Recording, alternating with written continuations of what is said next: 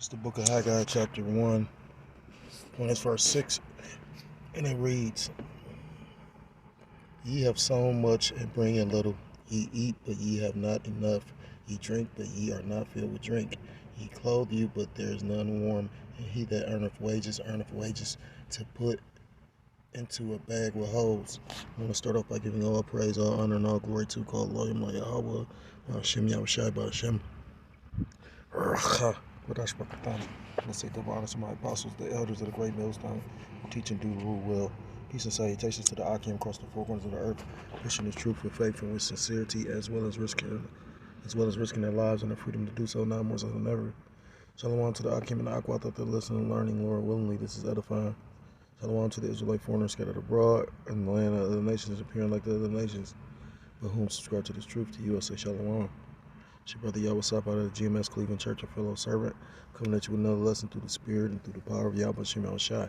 This lesson was inspired by an article I came across, and as you can read, the title says, Consumers are so demoralized by inflation and high rates that they've given up on saving for the American dream and are spending money instead, economists says. And, that Haggai, that's really like part of the curses that affects Jake. But if you got a spiritual eye and you see what the Lord is doing, He's pretty much removing the curses off of us and putting them on our enemies. That's why this just doesn't affect, Jake. But that scripture actually can be applied to all these Babylonians. Jake catch hell, but again, like I made a statement prior too.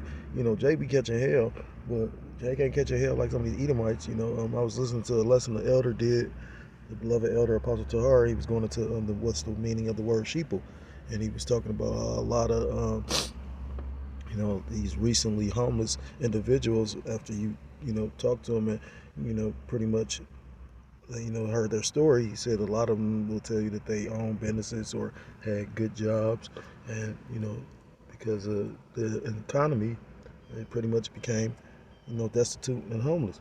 And that's a move of this system.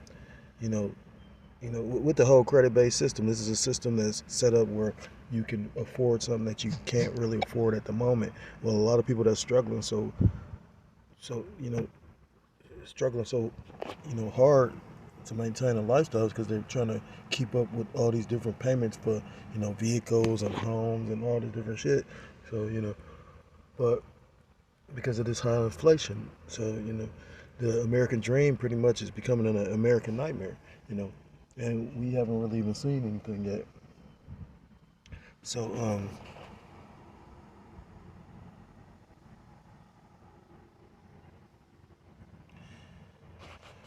I'm going to read a little bit of the article. I got about like 15 minutes. Lord willingly, this is an edifying lesson. It says, this positive spending is not a reflection of some sort of internalized secret sense of confidence that consumers have.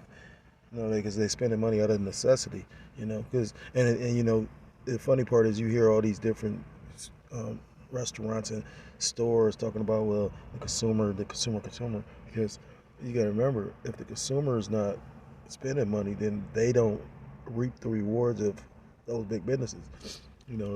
They was just talking about how like all the Red Lobsters pretty much shut down.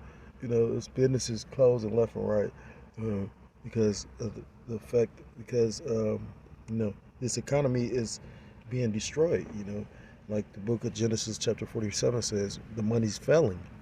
And that's what it is. I also remember the elder making a statement like that. He said it isn't the price of the goods getting more expensive. It may appear like that, but it's actually the strength of the dollar is weakening, and that's why these things are becoming so expensive. It says economists offer the explanation for a paradox that has emerged in recent data showing that spending has remained robust even as consumers report feeling pessimistic. Joanne Hisu, yeah, because there's certain things you need.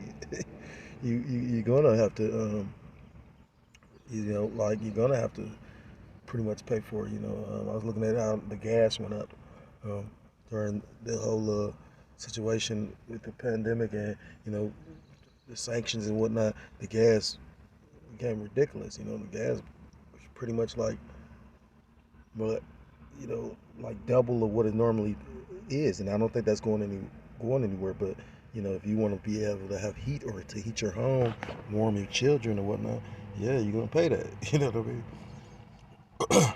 You might miss going to the movies or going out to eat, but you're gonna pay that gas bill. Economists offered an explanation for a paradox. I read that part. It says Joanne Hisu, who is the director of the University of Michigan's Consumer Sentiment Survey told CNBC on Friday that she thinks Americans have abandoned plans to save money as they see their financial goals look less attainable and are spending money instead. This positive spending is not a reflection of some sort of internalized secret sense of confidence that consumers have, he explained. Instead, my interpretation is that consumers see that a lot of aspirational goals that we talk about as part of American Dream, home ownership, paying for college, for college for your kids, having a comfortable retirement with high prices and high interest rates right now, those aspirational goals just feel increasingly out of reach. Damn, and that's why scriptures talk about lay up not your treasures in heaven, but I mean Salakia, lay up your treasures in heaven, but not on earth. You know, because when you like this, inflation is not going anywhere. You know, this is the perfect tool to bring in. You know, this system. It's funny how they put out certain information about how you're getting hacked and Chinese hacking and all this other shit. You know what I mean? Like the scapegoat and the boogeyman. You know what I mean? This is, and as a result, consumers have given up on saving for those goals. Sue added, noting that the still strong labor market allows them to spend now. But the labor market isn't that strong. If we go by what the government numbers are, that's one thing. But there are jobs, but I know brothers right now that's having difficulty finding a job, and it's ultimately Yahweh Shemel Shah, but at the same time, it's ultimately the economy.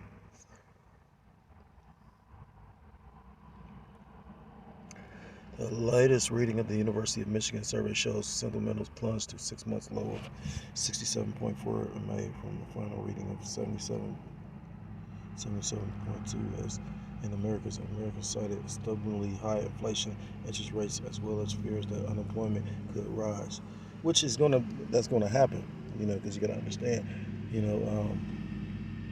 think I was talking about something about Amazon because Amazon was talking about laying off, and when you go into that, yeah, they could afford to lay off because Amazon's believe they own like 750,000 robots.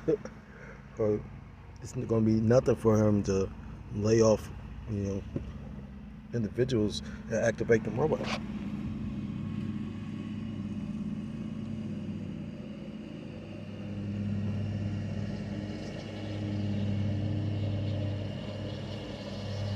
So, with that all being said, this inflation is not going anywhere anytime soon because it's going to be a device used by Yahweh Shemel Shah to bring in this particular system that's mentioned in the book of Revelation chapter 13.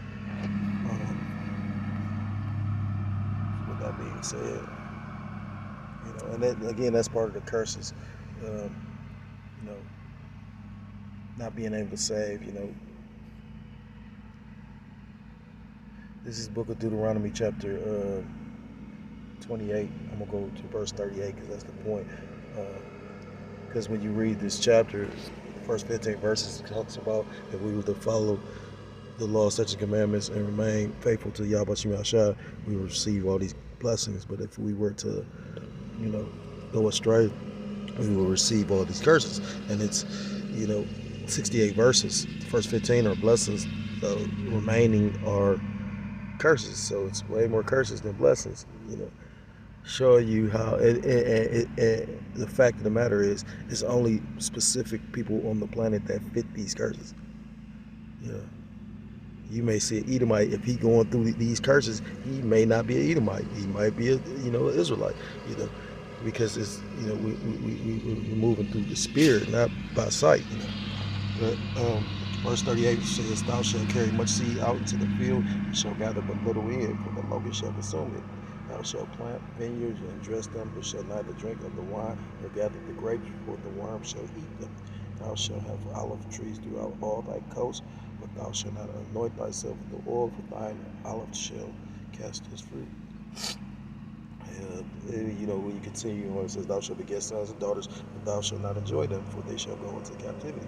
And just more and more, but pretty much, like I said, you're gonna plant, but you ain't gonna yield what you supposed to receive.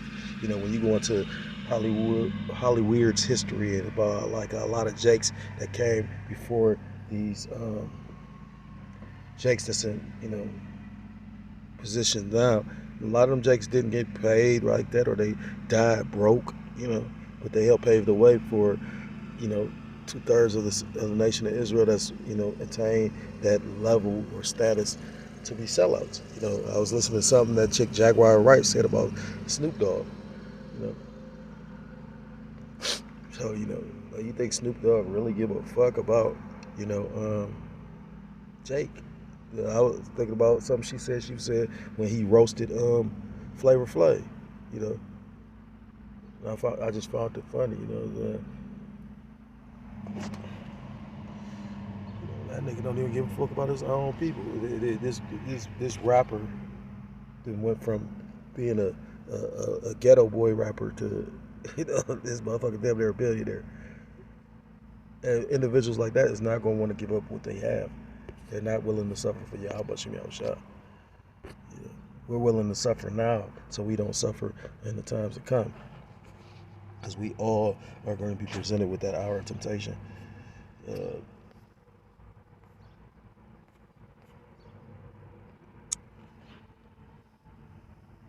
book of 1 John chapter 2 verse 15, and it reads, "Love not the world, neither the things that are in the world. If any man love not the world, neither the things that are in the world. If any man love the world, the love of the Father is not in him.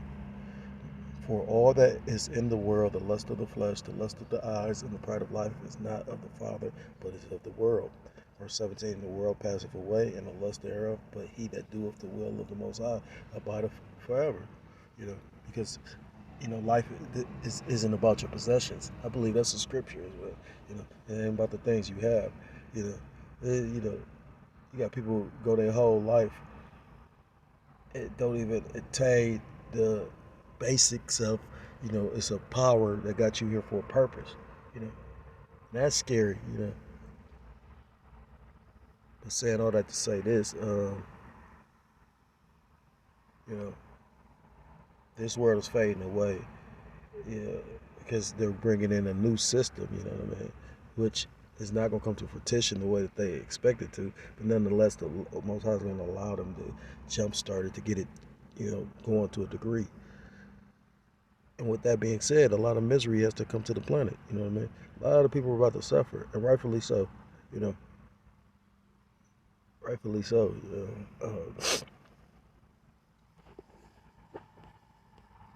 It's the book of Matthew, chapter 6.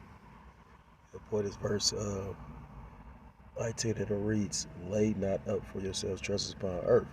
And, like I said, they're talking about they can't save. They can't save because, everyday expenses, and, what I mean? Just like I said, they talking about the amount it would cost to buy a home, or, I'm listening to some people's car payments and whatnot, you know what I mean? Like, just, certain things is like, damn, you know what I mean? So yeah, of course that they're without hope. But we that believe, you know, the believers, the true believers, we have hope in Yahweh Shem Yahshua, so we don't lay up our treasures on earth. We're not focused on, that job or that promotion. I I got a job, and I'm grateful for the Lord giving me this job, but I watched the Lord test me too. I'm trying to find another job, you know what I mean?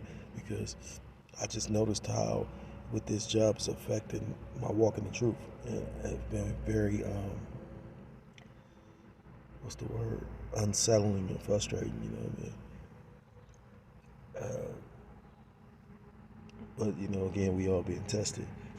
But you know, so it says, "Lay not up for yourselves treasures upon earth, where moth and rust doth corrupt, and where thieves break through and steal. But lay up for yourselves treasures in heaven, where neither moth nor rust doth corrupt, and where thieves do not break through nor steal, because they can't.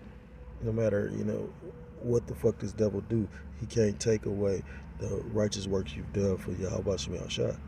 You know, I've seen brothers do some mighty things. You know what I mean.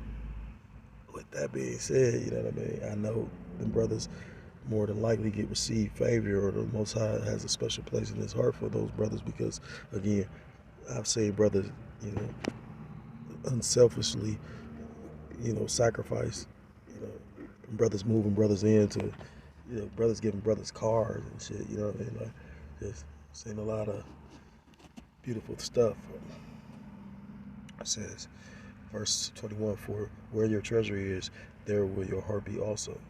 So whatever you focused on, whatever you hold dear, that's where your intention and your focus is gonna be. And as we can see, this place, it's over with. You know what I mean? If you can't even attain, the whole point of people running over here is to be able to get what they see on TV, the American dream. You know what I mean? A house, a good job, children, all that old shit. But you know, that's not the case anymore. You see, struggling now more so than ever before. And just my humble opinion, I think when this thing does crash, it's going to be worse than the Great Depression. Yeah, this is about to be that Jacob's trouble. You know what I mean? So that's why the scriptures talk about never a time like before, or never, or ever will be. You know. So that being said, you know what I mean. This is the time to seek Yahweh Shem Shai more so now than ever before. So if you're so-called Black, Hispanic, Native American, Central Indian, West Indian, or Haitian, I implore you to come back to the laws, statutes, and the commandments of your power, whose true name in the Hebrew is Yahweh B'Shem Yahushua. You will be destroyed. With that, I want to give all praise, all honor, and all glory to call Elohim La Yahweh B'Shem Yahushua B'Shem Chakodesh B'Katab. I say double honors to my apostles, the elders, and the great millstone who teach and do rule well. I say peace and salutations to the Akim across the four corners of the earth, pushing the truth and faith with sincerity, as well as risking their lives. If we do so, not for so than ever. Shalom to the Akim and the Aqua, those who listen, learning, or willingly. This is edified. Shalom to the Israelite forces, scattered abroad, in the land of other nations, appearing like the other nations, but subscribe to this truth. You also shalom. Till next time, we'll come with another lesson. Say shalom, shalom. Kwab Yashara.